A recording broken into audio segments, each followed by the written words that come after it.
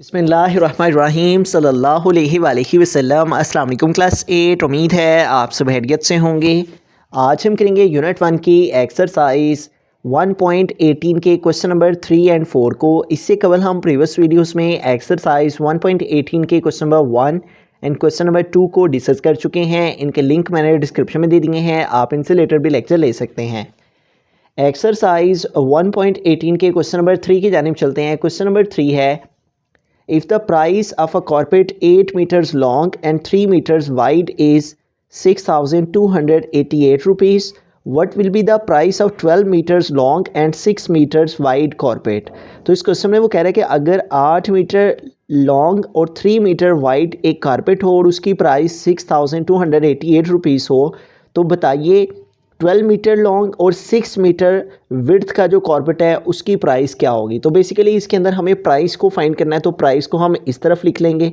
ठीक है, जो चीज़ फाइंड करनी है उसी हम साइड पे लिख लेते हैं। और इसके अलावा उसने हमें यहाँ पे क्या क्या दे रखा है, लेंथ दे रखी है कारपेट की और विड्थ दे रखी है। ठीक है, तो हम यहाँ पे लिखेंगे लेंथ और विड्थ है। ठीक है, तो अब हम इन सारी वैल्यूज़ को यहाँ पे पुट कर लेते हैं। लेंथ सबसे पहले उसने कहा 8 मीटर लॉन्ग, तो ये 8 मीटर लॉन्ग उसकी लेंथ आ गई। उसके बाद उसने कहा है वाइड कितने मीटर वाइड है, 3 मीटर वाइड। ठीक है, 8 मीटर लॉन्ग तो लेंथ 8 आ गई, 3 मीटर वाइड तो विड्थ आ गई 3, और प्राइस है 6,288 रुपीज़। उसके बाद वो कहता है what will be the price है, तो हमें प्राइस फाइंड करनी है। प्राइस को हम एक्स के को लेट कर लेंगे, यहाँ पे भी लिख लेंगे let the price of carpet be x rupees. ठीक है, तो हम जो प्राइस है उसको एक्स के इक्वल लेट कर लेते हैं यहाँ पे, जो हमने फाइंड करनी है। Let the price of carpet be x rupees, अगर प्राइस जो है वो एक्स रुपीज़ हो। अब उसने कहा what will be the price, 12 metre long है, तो अब लेंथ कितनी होगी है 12। ठीक है, और एंड 6 मीटर विड्थ है, तो विड्थ आ गई 6 मीटर। ठीक हो गया। अब इस सारे डाटा को लिखने के बाद सबसे पहले 8 मीटर लेंथ थी तो लेंथ की जगह 8 लगा दिया, 3 मीटर वाइड तो वाइड के नीचे 3 आ गया, और प्राइस 6,288 ये आ गई। उसके बाद लेंथ कितनी हो गई 12 मीटर लॉन्ग, तो यहाँ पे लेंथ की जगह 12 आ गया। 6 मीटर विड्थ हो गई, तो विड्थ के नीचे 6 आ गया, और प्राइस जो है वो हमने फाइंड करनी है, उसकी जगह एक्स आ गया। अब हम सबसे पहले लेंथ और प्राइस का रिलेशन फाइंड करेंगे, और फिर विड्थ और प्राइस का, जो चीज़ हमने फाइंड करनी होती है उसके साथ हमें रिलेशन फाइंड करना होता है कंपाउंड प्रोपोर्शन में। अब लेंथ देखें, पहले 8 मीटर है और अब 12 हो गई है। जब 8 थी तो प्राइस इतनी थी, अब 12 हो गई है तो लेंथ इंक्रीज़ हुई है, तो लेंथ के इंक्रीज़ होने से प्राइस भी इंक्रीज़ होगी। ठीक है, तो अगर एक क्वांटिटी इंक्रीज़ हो और उसकी वजह से दूसरी भी इंक्रीज़ हो तो इसे डायरेक्ट प्रोपोर्शन कहते हैं। ठीक है, as the length of carpet increases the price of carpet also increases, so it is a direct proportion. इन दोनों के बिटवीन में डायरेक्ट प्रोपोर्शन है, इसलिए हम दोनों एरो ऊपर को लगाएंगे। ठीक है, तो लेंथ और प्राइस में डायरेक्ट प्रोपोर्शन हो गया। अब हम विड्थ और प्राइस में जो है वो रिलेशन देखें, तो यहाँ पे देखें विड्थ पहले 3 मीटर है और अब 6 मीटर हो गई है, यानी विड्थ में इजाफा हुआ है, विड्थ बड़ी है, इंक्रीज़ हुई है। पहले 3 मीटर थी तो ये प्राइस थी, अब 6 मीटर हो गई है, यानी बड़ी है, विड्थ बड़ी है तो फिर प्राइस भी बढ़ेगी। ठीक है, अगर थोड़ी लेंथ होगी तो उसकी प्राइस भी थोड़ी होगी, अगर कारपेट की विड्थ और लेंथ बढ़ेगी तो उसकी प्राइस भी बढ़ेगी।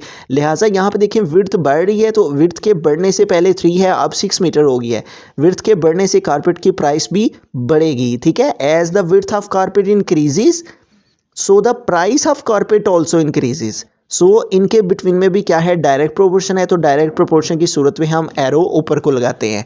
अब जिधर एरो का हेड है वो वैल्यू हमें नीचे लिखना होती है। अब किधर है एरो का हेड, 8 की तरफ, तो 8 नीचे आएगा, 12 की तरफ टेल है तो 12 ऊपर आएगा। ठीक है, अब जो चीज़ें हमें गिवन में होती हैं उनके बिटवीन में हम मल्टीप्लाई का साइन यूज़ करते हैं, तो इनके बिटवीन में मल्टीप्लाई आ गया। अब जिधर एरो का हेड है वो वाली वैल्यू नीचे लिखेंगे, 3 नीचे आएगा, और 6 की तरफ टेल है तो 6 ऊपर आ जाएगा। और जो चीज़ हम फाइंड कर रहे होते हैं उसके लिए हम इक्वल का साइन यहाँ पे यूज़ करते हैं, और जिधर एरो का हेड है वो वाली वैल्यू नीचे आ जाएगी। 6,288 ये नीचे आ गया, और एक्स की तरफ टेल है, एक्स ऊपर आ गया। तो यूँ देखें जिधर जिधर एरो का हेड था 8, 3, 6,288 वो सारी वैल्यूज़ नीचे आ जाती हैं। ठीक है, जो चीज़ें गिवन होती हैं उनमें मल्टीप्लाई का साइन होता है, और जिधर एक्स हमारा होता है उससे पहले इक्वल आता है। अब इसको आगे मज़ीद सिंप्लीफाई करते हैं। तो यहाँ पे देखें हमारे पास 3 है और 12 है, तो इनकी कटिंग हम देखेंगे किस किस के साथ पॉसिबल है, तो इनकी कटिंग कर लेंगे। तो 3 1 टाइम 3 और 3 4 टाइम 12 हो जाता है। अब 6 और 8 को देखें तो ये भी 2 के टेबल से कट हो जाते हैं। 2 4 टाइम 8 और 2 3 टाइम 6 है, ठीक है। उसके बाद यहाँ भी 4 है, यहाँ भी 4 है, तो 4 4 से कट हो जाएगा। 4 1 टाइम 4 और 4 1 टाइम 4। तो ऊपर हमारे पास क्या रहेगा remaining 1 multiply 3 1 3 time 3 is equal to हमारे पास क्या है x ओवर 6 2 8 8, ठीक है। अब इधर से हमें x फाइंड करना है, हम क्रॉस मल्टीप्लिकेशन कर लेंगे, इसको इसके साथ मल्टीप्लाई और x को 1 के साथ। x मल्टीप्लाई 1 आ गया इज़ इक्वल 3 मल्टीप्लाई 6 2 8 8 आ गया, ठीक है। तो x फाइंड करना है क्योंकि x को हमने प्राइस के इक्वल ऐड किया। x 1 टाइम x आ गया इज़ इक्वल, अब इन दोनों की मल्टीप्लिकेशन फाइंड कर लेते हैं। 6 2 8 8 मल्टीप्लाई बाय 3 8 टाइम 24, तो ये 4 यहाँ पे आ गया, 2 कैरी चला गया। 3 8 टाइम 24, 24 में 2 प्लस किया 26, तो ये 6 यहाँ पे आ गया और 2 जो है वो नेक्स्ट कल आ जाएगा। 3 2 टाइम 6, 6 में 2 कैरी ऐड किया तो 8 और 3 6 टाइम आ गया 18। तो यूँ हमारे पास जो प्राइस ऑफ कॉर्पोरेट है वो कितनी हो जाएगी 18,864 रुपीज़, ठीक है। तो इट मीन्स कि अगर लेंथ 12 कर दी जाए, विड्थ 6 मीटर कर दी जाए, तो तब जाके जो प्राइस बनेगी वो 18,864 बनेगी। तो इस तरह से हमारे पास जो है वो फाइनल आंसर आ गया। बिस्मिल्लाहिर्रहमानिर्रहीम। क्वेश्चन नंबर 4 की तरफ चलते हैं। हमारा क्वेश्चन है if 15 labourers earn 67,500 rupees in 9 days, how much money will 10 labourers earn in 12 days. तो कह रहे हैं अगर 15 मज़दूर 9 दिन काम करके तो 67,500 रुपीज़ पैसे कमाते हैं, हाउ मच मनी कितने पैसे वो कमा लेंगे 10 लेबर अगर हों और 12 दिन वो काम करें, ठीक है।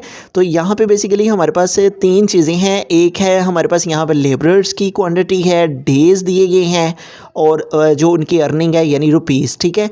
तो हमने हाउ मच मनी, तो हमने मनी फाइंड करना है यानी रुपीज़ फाइंड करना है, तो रुपीज़ हम लास्ट पे लिख लेंगे। उसके बाद नंबर ऑफ़ लेबरर्स उसने दिए हुए हैं, तो यहाँ पे हम लिख लेंगे लेबरर्स, ठीक है। और उसके अलावा उसने डेज़ दिए हुए हैं, तो यहाँ पे आ जाएंगे डेज़। तो सबसे पहले उसने कहा 15 लेबर्स हैं, तो लेबर्स की जगह 15 आ गया और कितने डेज़ काम करते हैं 9 डेज़, तो यहाँ पे आ गया 9 और रुपीज़ कितने रुपीज़ अर्न करते हैं 67,500, ठीक है। उसके बाद कहते हैं how much money will 10 labourers earn. अब हमें मनी फाइंड करना है तो उसको हम लेट कर लेंगे x के इक्वल, ठीक है। तो हम यहाँ पे स्टेटमेंट लिख लेंगे let the money be x rupees, कि जो मनी है अगर वो x रुपीज़ के इक्वल हों, ठीक है। तो यहाँ पे आ गया x और अब हमारे पास कितने डेज़ लेबरर्स हो गए 10 लेबरर्स, तो लेबरर्स की तादाद यहाँ पे 10 आ गई और अब कितने डेज़ हैं 12 डेज़, तो यहाँ पे आ गए डेज़ 12। तो इस तरह से पहला डाटा था लेबरर्स 15 और डेज़ थे 9 और जो अर्निंग थी वो थी 67,500 रुपीज़, ये आ गई। उसके बाद अगला डाटा था हाउ मच मनी, तो मनी हमने फाइंड करने हैं x आ गई और अब लेबरर्स की तादाद 10 थी तो यहाँ पे 10 आ गई और डेज़ जो है वो 12 थे तो यहाँ पे 12 आ गया। अब इस डाटा के अंदर जो है वो हम सबसे पहले लेबरर्स और रुपीज़ के बिटवीन में रिलेशन फाइंड करेंगे, उसके बाद डेज़ और रुपीज़ के बिटवीन में। अब यहाँ पे देखें जो लेबरर्स हैं मज़दूर हैं उनकी तादाद कम हुई है, ठीक है। पहले 15 थे अब 10 हो गए हैं, तो तादाद कम हुई है। अगर थोड़े लेबर होंगे तो वो थोड़े पैसे कमाएंगे, ठीक है। तो एक क्वांटिटी के कम होने से अगर दूसरी क्वांटिटी भी कम हो तो ये डायरेक्ट प्रोपोर्शन होता है, ठीक है। तो लेबर्स और रुपीज़ के बिटवीन में डायरेक्ट प्रोपोर्शन है, ठीक है। लेबर्स की तादाद पहले 15 थी, 15 से कम होकर 10 पे आई है, तो इसलिए उनकी अर्निंग भी फिर उसके हिसाब से कम हो जाएगी, ठीक है। तो इन दोनों के बिटवीन में डायरेक्ट प्रोपोर्शन है। अब डेज़ को देखें तो डेज़ हैं 9 और अब हो गए 12, तो ज़्यादा दिन काम करेंगे तो ज़्यादा अर्निंग कर पाएंगे, ठीक है। 9 डेज़ की अर्निंग है 67,500 और अब 12 डेज़ हैं तो दिन बड़े हैं तो उनकी अर्निंग भी बढ़ेगी। तो एक क्वांटिटी के बढ़ने से इंक्रीज़ होने से दूसरी क्वांटिटी भी इंक्रीज़ हो तो इसे डायरेक्ट प्रोपोर्शन ही कहते हैं। तो यूँ लेबर और रुपीज़ के बिटवीन में भी डायरेक्ट प्रोपोर्शन है और डेज़ और रुपीज़ के बिटवीन में भी डायरेक्ट प्रोपोर्शन है। अब जिधर एरो का हेड है वो वाली वैल्यू नीचे आएगी, 15 की तरफ है एरो का हेड तो वो वैल्यू नीचे और टेल 10 की तरफ है तो वो ऊपर। जो वैल्यूज़ हमारे पास गिवन में होती हैं उनके बिटवीन में हमने मल्टीप्लाई का साइन लगाना होता है। जिधर एरो का हेड है वो वाली वैल्यू नीचे, ठीक है, और 12 की तरफ टेल है तो 12 ऊपर। अब ये चीज़ हमने फाइंड करनी है, इधर आ जाएगा x है, ठीक है। अब जिधर एरो का हेड है वो वाली वैल्यू नीचे आ जाएगी और x जो है वो हमारे पास टेल की तरफ है, तो x ऊपर आ जाएगा। अब इसको आगे मज़ीद सिंप्लीफाई करेंगे हम x की वैल्यू को फाइंड करने के लिए। यहाँ पे देखिए 12 और 15 ये दोनों 3 के टेबल पे डिवाइड हो जाएंगे, 3 5 टाइम 15 और 3 4 टाइम 12, ठीक है। उसके बाद यहाँ पे देखिए 10 है और 5 है, ये दोनों 5 के टेबल से कट हो जाएंगे, 5 1 टाइम 5, 5 2 टाइम 10। तो ऊपर हमारे पास रिमेनिंग है 2 × 4 2 4 टाइम 8 आ जाएगा और नीचे हमारे पास रिमेनिंग है 1 × 9, तो 1 9 टाइम 9 आ जाएगा, ठीक है। और हमारे पास आ गया x/67500, ठीक है। अब इधर से हमें x फाइंड करना है, तो हम क्या करेंगे, क्रॉस मल्टीप्लिकेशन कर लेंगे।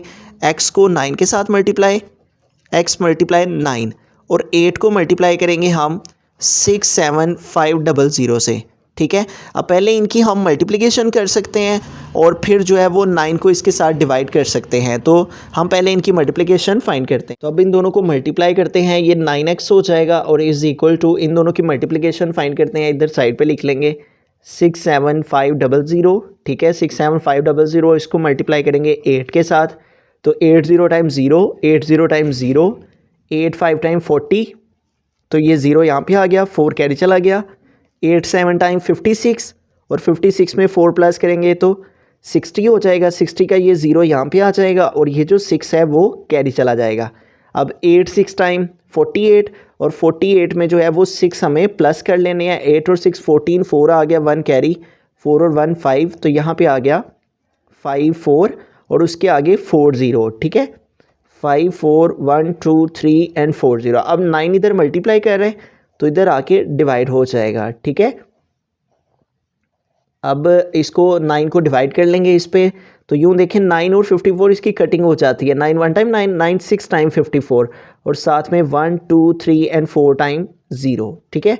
तो इस तरह से हमारे पास जो आंसर आ रहा है 1 2 3 4, 1 2 3 4 टाइम 0, तो हमारे पास जो अर्निंग है उनकी 10 लेबर्स की 12 डेज़ की, वो कितनी आ रही है, 60,000 रुपीज़, ठीक है। तो इस क्वेश्चन में उसने कहा था कि अगर 10 लेबर्स हो जाएं, 12 डेज़ हो जाएं, तो तब अर्निंग कितनी होगी। तो इन सारी क्वांटिटीज़ के बिटवीन में डायरेक्ट प्रोपोर्शन था, तो हमने इसको सिंप्लीफाई करके फाइंड आउट किया, तो वो आ गया 60,000 रुपीज़।